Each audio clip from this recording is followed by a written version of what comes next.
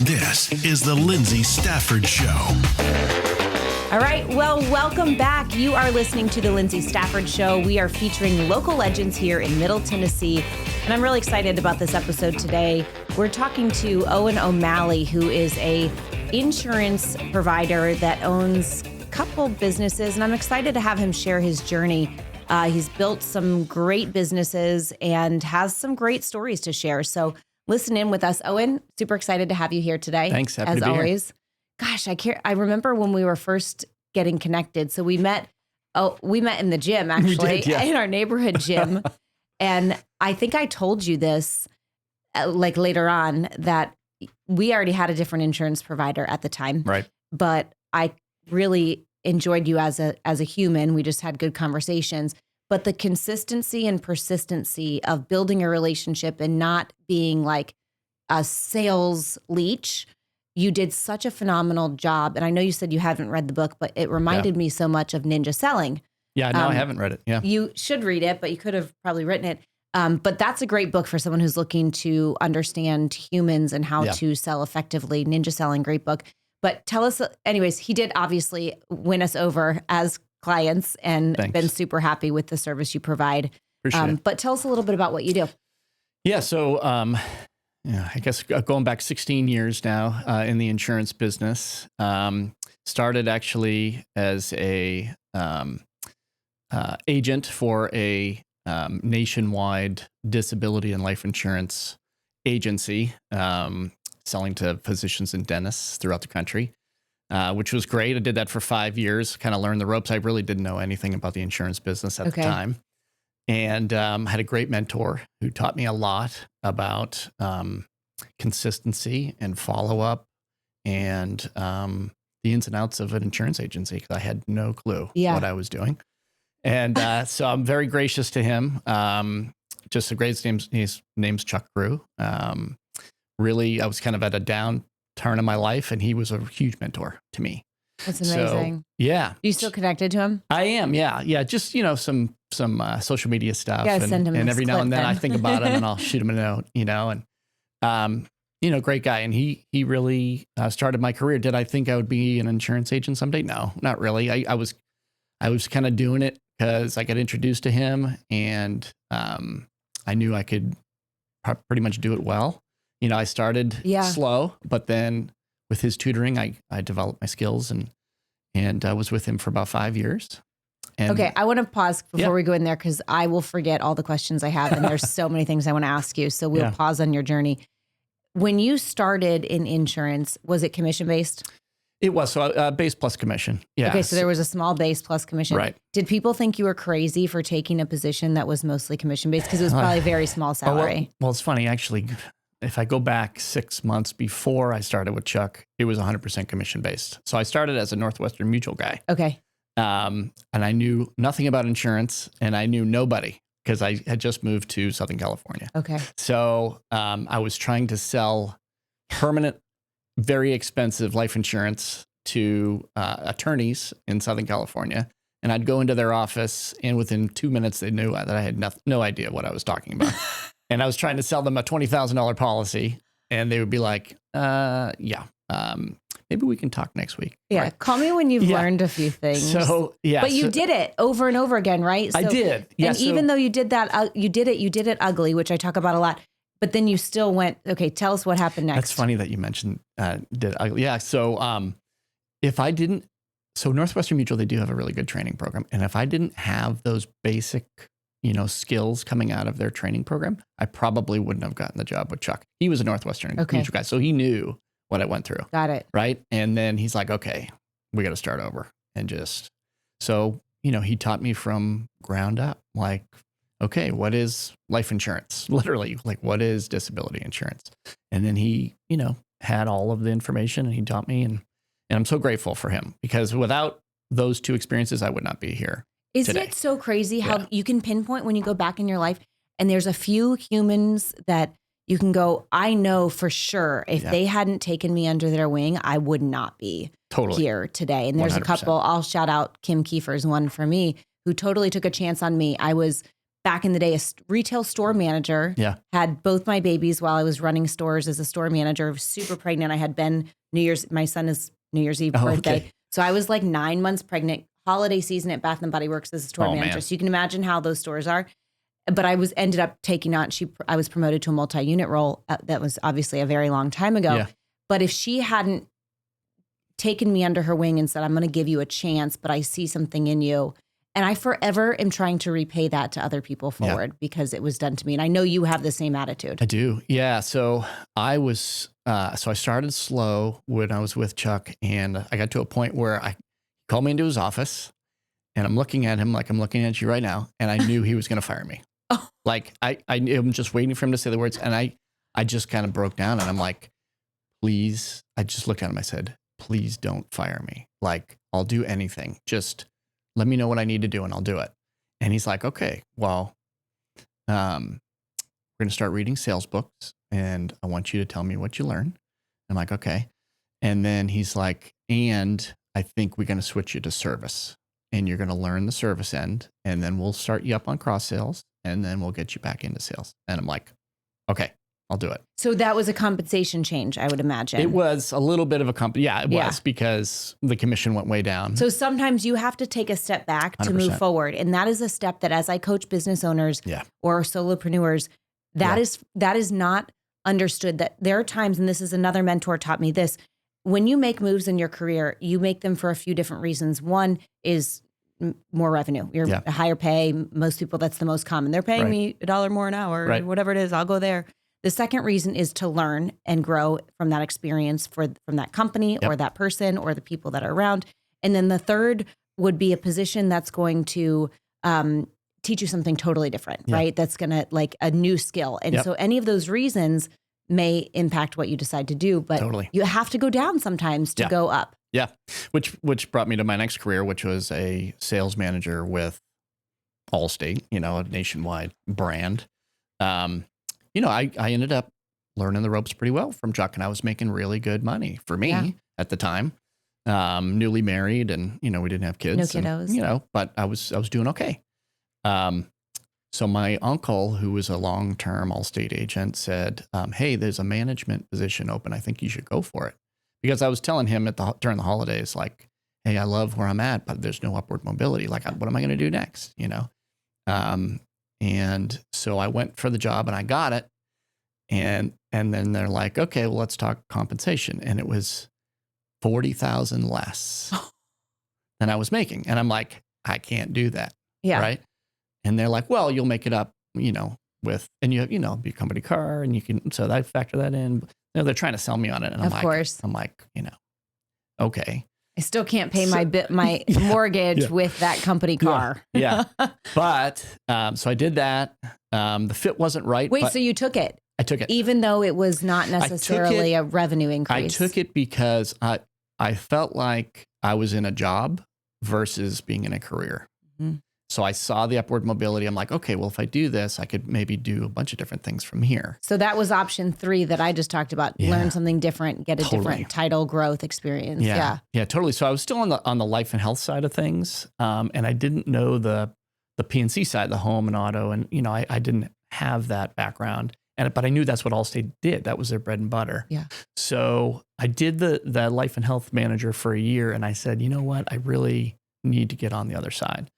So, did the same thing. So I interviewed for a management position, didn't get it, but they're like, "Hey, we have this manager in training position or assistant manager position." And I'm like, okay. And they're like, so they gave me the offer, and it was less again. Oh my gosh. So I went from making, I don't mind saying it, like 130. We're talking many years ago. Yeah, we can. 135,000.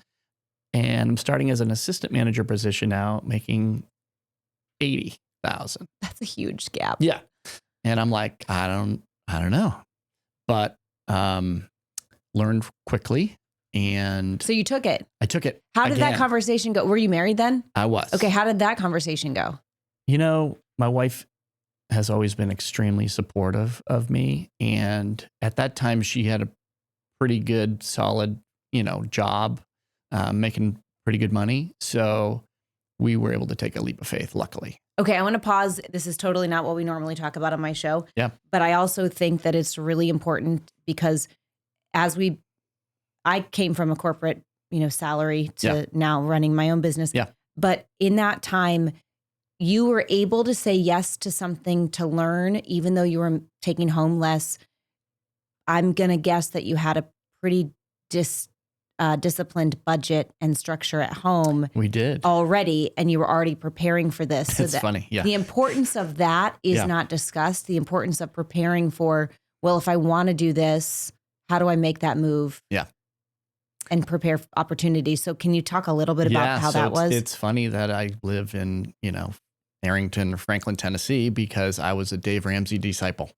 And that's where his headquarters is. Rice and beans. Yes, rice and beans. Yeah. So, I was in a steady job. I was able to save money, did the debt snowball, pay off my debt. And then that allowed us to have the cash flow where I could take a risk.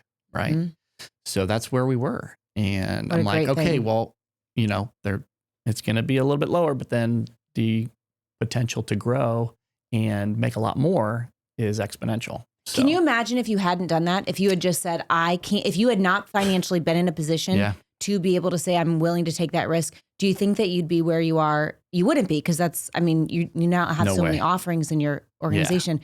Yeah. But the importance of making sure you're getting, and we don't talk about that piece, the financial piece, enough.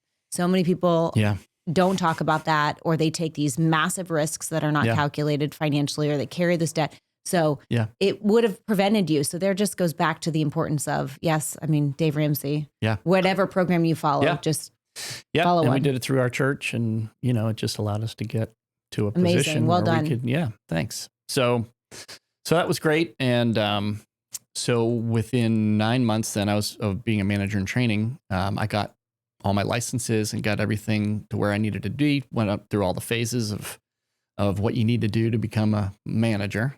And they call them a leader, right? Because Allstate agents are all 1099 contractors, right? You're not managed by Allstate, but and then there was an opening, and I ended up being in the town where we lived, so controlling an area near to our house, and it was like, that's crazy. No so, brainer. Anyways, so I got the promotion, which was great. And then realized I had no idea what I was doing as a brand new manager, and listening to the guys that have been in the position for 20, 30 years. And I'm sitting in meetings with them, and I'm like, oh my gosh, I just need a lot of help. So did imposter syndrome totally kick in, and you're like, what am I doing here? Yeah. Who did I fool to get at this table? Yeah. They're like, well, congratulations. And I'm like, oh yeah, I'm so pumped. And they're like, you have no idea what you're getting into. I'm like, oh my gosh. So, so it was fun. But I was a corporate manager in Southern California for 6.5 years, 6 years and 3 months. Wow. And I took a kind of what they called a sleepy market. I was actually funny because when I was a manager in training, I was sitting in what we call a market meeting. So they bring all the agents in at the start of the year. It's like the kickoff meeting. Hey, let's get everybody pumped up for the year. And the leader, the manager before me, got up and said, okay, well, I guess I'm taking over this market this year. And everyone tells me that you guys are the island of misfit toys.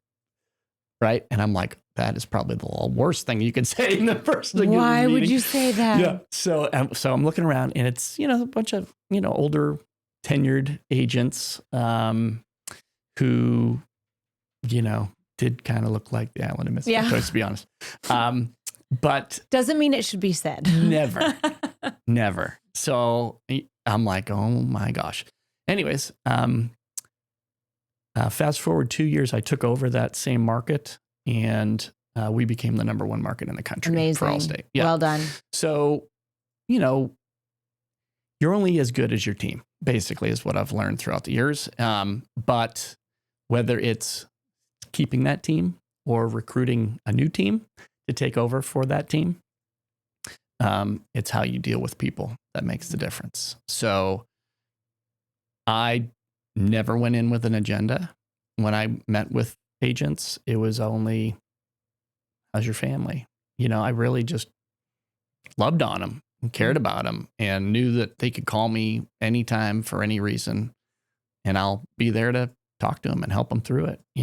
It's, being a corporate manager, probably for any company. I mean, you have to wear so many different hats, right? You're a psychologist, you're a marriage therapist, you're, trainer, personal trainer. Yeah. Yeah. You're, a coach, right? You, talk to their team a lot of times and tell them not only what's going on with the company, but what's going on in here. Like, are you guys okay? Like, what is happening? We're not getting the results that we want, where we want to be. What can I do to help you? Right. Mm-hmm. So just connecting with people is what it's all about. And that's just kind of how I've always thought. I try to treat everybody like family, and then, taking that to kind of where I am now. I know I'm kind of fast forwarding a lot, but being a business owner, treating my team well, paying them well. Mm-hmm. If you treat your people well, they're going to have your back and they're going to treat you well. Right. Yep. So, Zig Ziglar talking to sales books. Yeah. All those sales books he made you read. Yeah, exactly. Just one of the main things that I've always remembered from Zig Ziglar is you'll get everything you want in life if you just help enough people. That's it. Help enough people and give people what they want. Yeah. Right. It just comes back full circle. Yeah, I love that. So, and it's interesting. You brought up the corporate, being in that environment where I found in my decades of corporate leadership, there is the people piece, the human side is so unacknowledged. No. Yeah. And I think the world is changing and we're seeing that actually acknowledged. But, we're not in our 20s anymore. And I was a corporate leader for decades. So when I look back now and say, no, I wasn't crazy. This is what we should have been doing. Right. And the human element was totally removed. Yeah. And the organizations that learn how to do that, and I'll give you an example. I mean, you already know this, I think, but part of what my team and I do is fractional work as COO, CMO, that kind of thing for companies. There's a big company that we work with that's local. And we had a meeting this week. And one of the things we talked about was the review process for people. And what does that look like? It is not a score of 1 to 5. Doesn't have to be, right? In the old school thinking or corporate thinking, it's like failed to meet expectations, meets expectations, exceeds, greatly exceeds, right? Correct. Scale it, whatever it is, 1 to 5. That's like probably the most, like does not. Failure to meet it. Yeah. Instead, it's a conversation. Yeah, inconsistent, right? Failure to meet, inconsistent, meets, exceeds, and greatly exceeds. I think that's pretty, and I've worked for big companies, and that's pretty consistent. Yeah. But really what I found to be most effective, is that how it works? Most effective is to just have a conversation. Yeah. Here are the things that you're held accountable to. This is how we measure results. How do you score yourself on these things based on your job description? Right. And if there's the right conversations throughout the process, that's not a surprise to them. They know exactly what they're going to hear because you've had the conversations with them. But you can't ignore the human side, because most of the time what's going on in somebody's life is drastically impacting their business or their performance at work. So you have to take a holistic approach, which is what I do when I coach, is you have to look at, we just were kind of talking about this before we started recording. You have to look at the whole picture. How's their faith, their family, their fitness and health, their community involvement, and then their finances outside of work and business. Because if somebody is struggling in one of those, it's going to show up in their results. 100%. And you do a phenomenal job of taking care of your people, but also just those real conversations.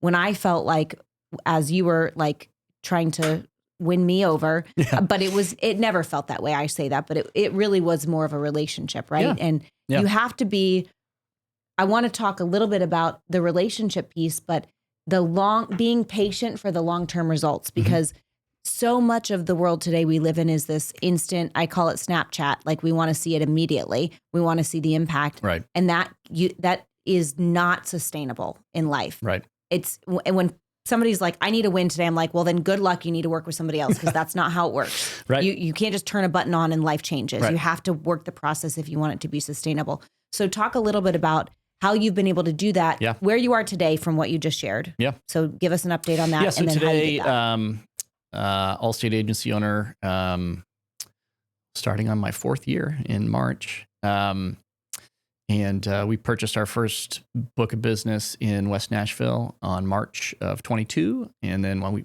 purchased our second in Franklin, February of last year. So we went from we were close to 6 million in total premium. Now we're up about 12.5.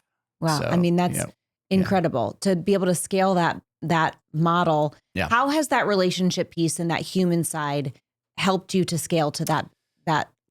Because most businesses never make it to $1 million, the majority of small businesses, and definitely that $5 million mark and that $10 million mark are hard to pass. So talk a little bit about scaling. Yeah. Well, I mean, with our company, we're never going to be the cheapest, right?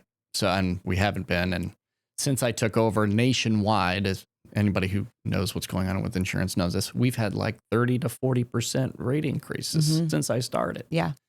And it's so this was a 45-year business that I purchased initially. And so here I am, the new guy coming in and raising everybody's rates, right? So not only am I taking over and they don't like me because they don't know anything about me, but now I'm raising their rates, right? So I'm like, and it's been 4 years, right? 3 straight years of dealing with it. So how do you get through that, right? And it's talking to people, right? Calling them before the rate hits. Yeah. Reviewing their policies, feeling their pain when they call, putting the phone 15 feet away from my ear when they're yelling at me, right? But still taking it. You got to take it. You got to take it, right? Yeah.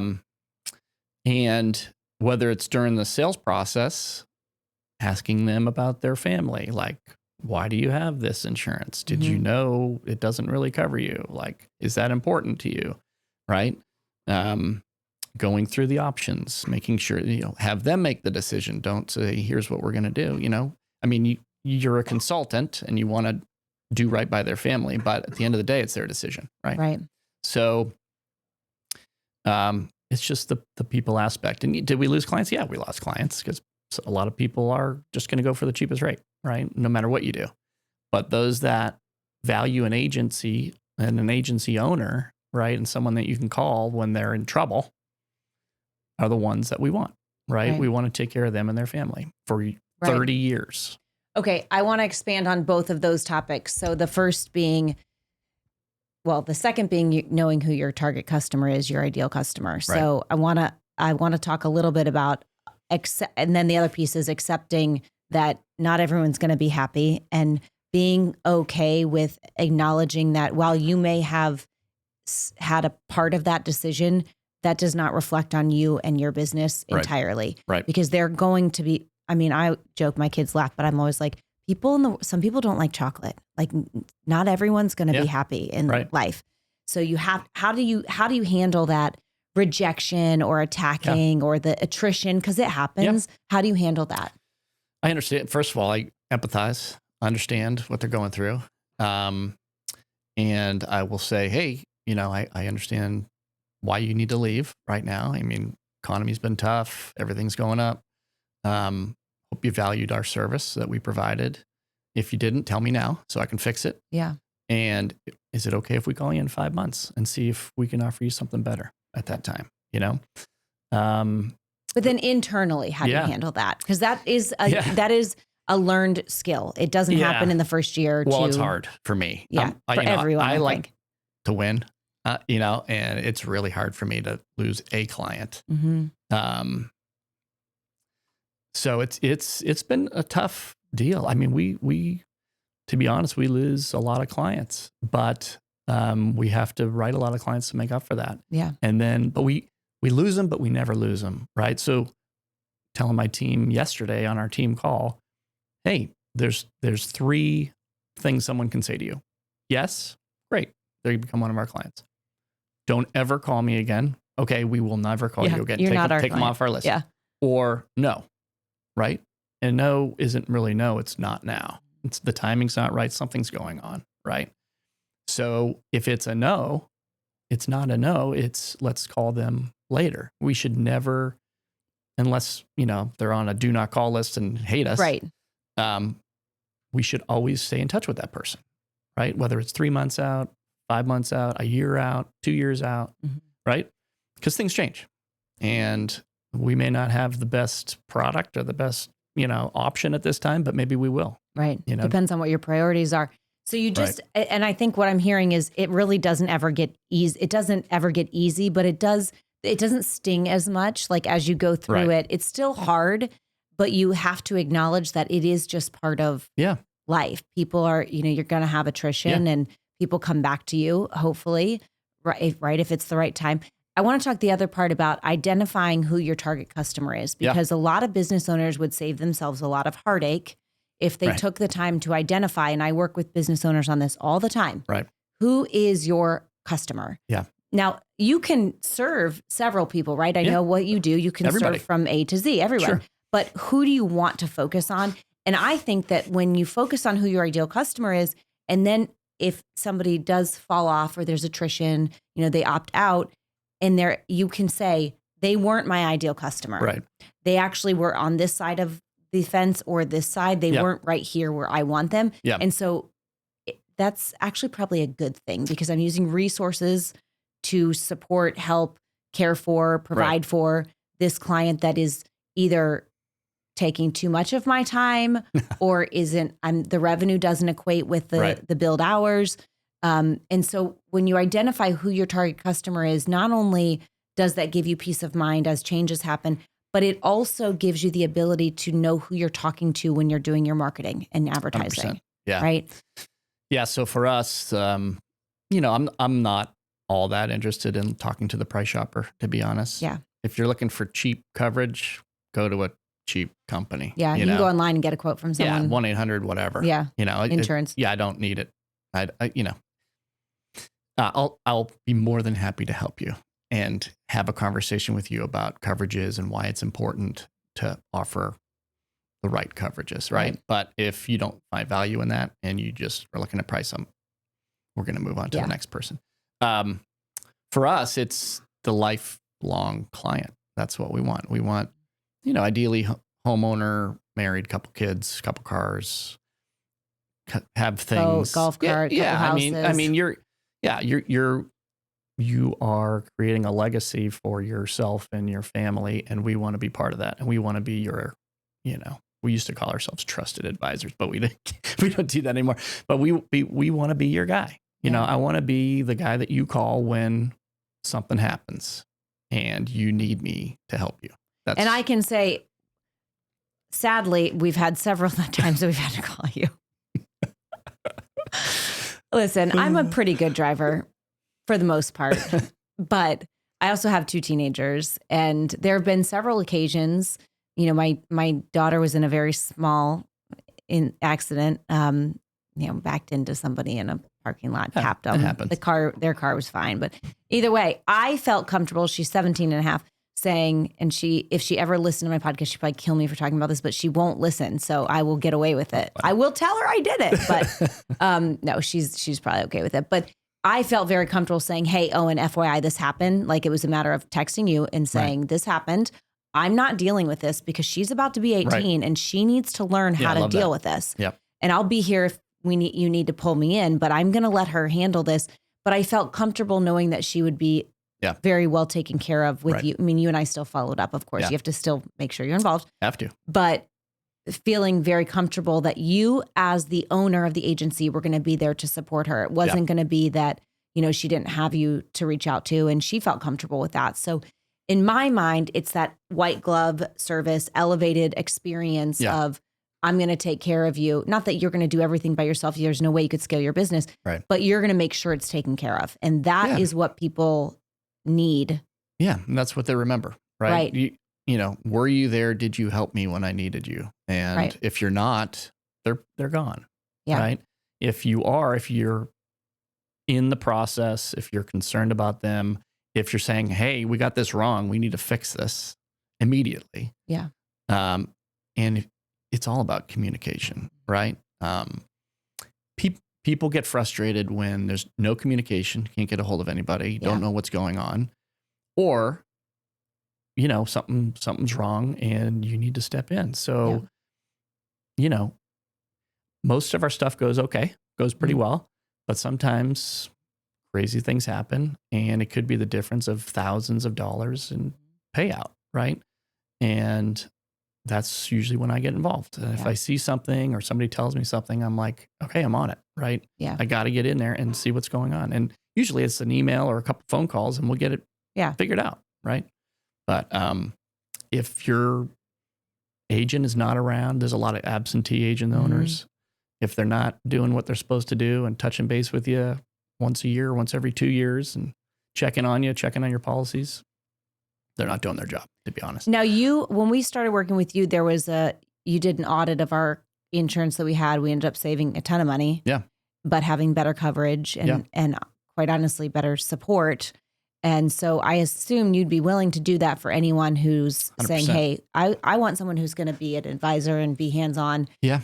Where do people find you? Can you share that? Yeah, actually the best way to see us is insuringnashville.com is our website. So insuringnashville.com. We'll put it in the show notes too. Yeah, insuringnashville.com. You can Google me, Owen O'Malley, Allstate. We're Nashville and Franklin. But yeah, I mean, if your agent has not been there for you, or you're tired of paying, way too much money, usually if you're with a company for 20 years and you've had a bad claims experience or something's happened to make you angry, I guarantee you we can help you. Yeah, do something different. Yeah. Before we go, I want to ask two more questions for you. One, when I know personally, we haven't talked about this at all, but you're married, you got 3 kiddos, right? And you're super disciplined. Your kids are in sports. You're disciplined with your time with them. Yeah. So I think you and I kind of mirror each other with that. I don't like to say work-life balance. It's work-life integration. Yeah. But understanding that, there are times at 7:30 at night where you do need to get on a phone call. It's not very often, but it might happen. What boundaries do you have in place, and kind of talk a little bit about how you've set your life up to be able to scale a growing business? Yeah. Because this is a big problem with all the business owners that I talk to. There is no balance for most people. Right. And they can't figure out how to prioritize their time to be spent on the most important things. Yeah. So can you share a couple tips on that? Yeah, it's actually, so I tell my staff, family first. It's extremely important that you have your home, okay, because if you're bringing it to the office, you're not going to be okay at the office. So family first. I try to be really good about, if someone reaches out, at least I'll respond and say, hey, I'm not available. Can I call you later, or can I call you tomorrow and take care of it? And a lot of times it'll be yes. Yeah. But if you don't respond, people get upset. Yeah. So, it's all about communication and how you treat people. Yeah. Communication is so important. And I think about last night, we had dinner. My dad decided he was going to start cooking. I cook dinner on Monday and Tuesday nights. We eat together with them every week. That's great. Tuesday we do Thankful Taco Tuesdays. So everybody writes on a slip what they're thankful for that week. And That's great. We just started that. I like to start new things. Taco Tuesday's been going on for a long time. Yeah. But he started cooking on Thursdays. He made Kung Pao chicken last night. My dad's been retired now. You work. Yeah. My dad's one of your clients too. That's right. So my parents. He's been retired for a little over a year. So this year he decided he wants to start cooking. I'm like, great. I will happily eat dinner at your house next door and walk next door instead of having to cook during the week on Thursdays. Yeah. So we had dinner over there last night, and we went right from dinner to conversations and right back home. And Ben and I watch a show together a couple nights a week. We watch Young Sheldon. We're nice. trying to finish it this year, which means we got to watch 3 episodes a week. And it's like the time I can lock down my teenage son to hang out with me. And so I was not on my phone at all because I'm with my family. But after the first episode last night, I said, Ben, I need 5 minutes. My assistant has texted me. I have a couple business phone calls that were made to me before, once we started family time, and I need to respond to these people. And it's so simple to just not be distracted, but to say, well, my kids won't let me be distracted. They're like, put your phone down if I, for some reason, am. Yeah. So they put that filter for me, but just to take 5 minutes, and I sent a couple messages, hey, I wasn't available. Can you talk tomorrow during this time, right? Got things scheduled, squared away, put the phone back, and now I'm back to what I'm doing. And having those boundaries, it's amazing what happens when you actually stop letting people have access to you 24/7. 100%. Yeah. How you do that? 100%. Changes everything, right? Yeah. But doesn't mean you can't respond. It just means that you don't react. You respond to them, but you're not reacting to what they need. There is a difference there. Right. Yeah. I mean, quality time with family leads to quality time with your clients, right? Yeah. So, but you have to have the separation. Totally. You can't integrate both, because both parties will not be happy with you. So then no one's happy, and you're not happy because you feel like you're lost. Right. Now your business has scaled in the time that we've been working together. Yeah. in the marketing and advertising space, which has it been almost 3 years? Or like, I think it's been since almost we opened. Pretty much since then. Your business has grown. Can you just do in the last 3 years, start to finish?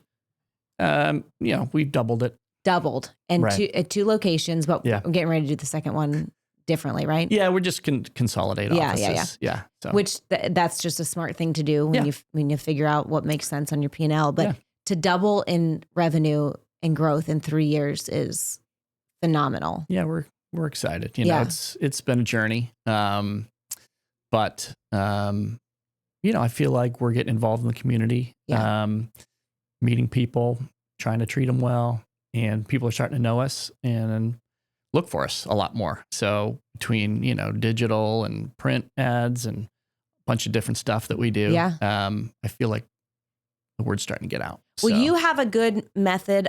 This is what I always it's like the best case scenario of you target your market, who's your target customers, you know exactly who your customer is, you know where exactly they are. So now you're going to go be everywhere they are. Right. You're going to be in print, you're in 3 different magazines, I think. Yep. And digital, which we do a lot of digital advertising together. Right. And then make sure you're listed accurately online. I mean, these are all, but in the right area. And then it comes down to how are you sponsoring the schools and getting your logo up on all the places that people you want to target are. And that's the whole package. And you've done that. Yeah. But you invested before you had the growth. Correct. How did you know to do that? You got to go for it. Well, you know that, and I know that, but there's 90% of business owners are like, I don't have the money. I can't do it. You have to do it. I'm sorry. I'm sorry. I mean, you got to take a risk. A calculated risk. Yeah. I mean, I probably spend too much money, right? But it'll come back around. Yeah. It'll come back around. And then the other thing I would say is, specialize in something. Mm-hmm. We offer pretty much anything that any insurance agency offers, but we specialize. So, we've done car shows, we've done stuff at the for pet insurance, for instance. We need to talk about that. Yeah, disability. So I'm doing disability insurance now again for physicians, and go to community events, go to networking events. You got to find where are they, right? Start joining groups. So that's what I'm in the middle of doing right now is getting out and about more. And it's all of those things combined, because it's not likely that you'll ever be able to say, all of my customers came from this one thing or these 2 things, because it's not trackable. It's more about building a marketing and advertising community presence that aligns with your end goals, and then just sticking with it. Funnel. I call it a funnel. Yes. So you have to put money in multiple bags, and then it'll just all funnel down into, and they'll find you. Yeah. But you got to do multiple things. You can't just have one tactic or 2 tactics. It's not going to work. No, it's not. And but most people don't have that intuition or acceptance. Yeah. There's a different brain. I was a featured speaker in Dallas last week, and one of the things I talked about was scaling your business. Yeah. That was my keynote speech was on scaling your business. And there's a period where you can just say, well, really all the time, if I invest this, what are the chances my return will match what I invested? What is it going to take to get that back? And then even if it's a break even, it's a yes. Yep. Because if you break even, you don't know what the referral, word of mouth, long-term impact of that is. So you have to take those calculated risks, and fear sets in, but you are a man of faith, which helps with that offsetting that fear. If you know you're doing what you're called to be doing, and you're listening and being responsive and being obedient, then it mitigates some of that. Yeah. I mean, a lot of faith and trust in the Lord, but I'm in it for the long term. Yeah. Right. I don't look at it as short-term dollars, because I'm going to be doing this for a long time. So if I'm breaking even, I'm cool with that. Yeah. I'm totally okay with that. Yep. Because I know long-term it's going to work out. That's why you've doubled your business and you're over the 10 million mark, because you have that philosophy. Yeah. You started saying, I'm going to play big from the beginning. I'm not going to play small. Yeah. I love that. You got to invest right up front. If you don't invest, it's not going to work. And it's so great working with you. And I have every confidence in the world when I'm able to share people with you or share you with others because of the service that you provide. And Appreciate So it. thank you. So if you guys are in the market for insurance of any kind, I think any kind, we just said pets. I didn't know that. We have 5 cats. Yeah. We got 2 more last week. So we have Roxy's our OG. He's about 11. We thought he was a girl, so he has a girl name. He is so mad at us. I mean, he is so mad at us right now. We got 2 Kobe and Ren last year about the same time, a day before a year mark that we got the other 2. So we were going to get one, but we went and there were siblings we're rescuing. And it's like, how could you leave one alone? So we got 2. So we have 5 cats. We're just crazy cat family, but we all love them and they're so sweet. So pet insurance, what else do you offer? Yeah, pet insurance, life insurance, home, auto, golf cart, ATV, boat. I mean, pretty much anything out of the sun other than individual stocks and bonds. We do all financial products. We do mutual funds. We do annuities. We do pretty much anything. All of college those savings plan. Okay, perfect. So this is Owen O'Malley with Allstate, but what's the website again? InsuringNashville.com. InsuringNashville.com. We're also Eagle Insurance and Financial. Yeah, I was going to say there's Eagle Insurance and Allstate all under one umbrella of InsuringNashville.com. So you know where to find him. And hey, listen, you got someone that I'm recommending saying I trust to review your policies. What's the worst case that can happen? You say you're in great shape. And you stay where you're at. Yeah, but you have me if you need anything, That's right? it.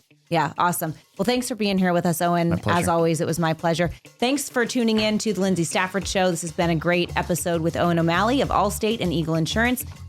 InsuringNashville.com. So I always forget to say it, but like, share, tag, listen, love, whatever you got to do. Just get the show out there. Share it with people that you think it might help. Thanks for tuning in.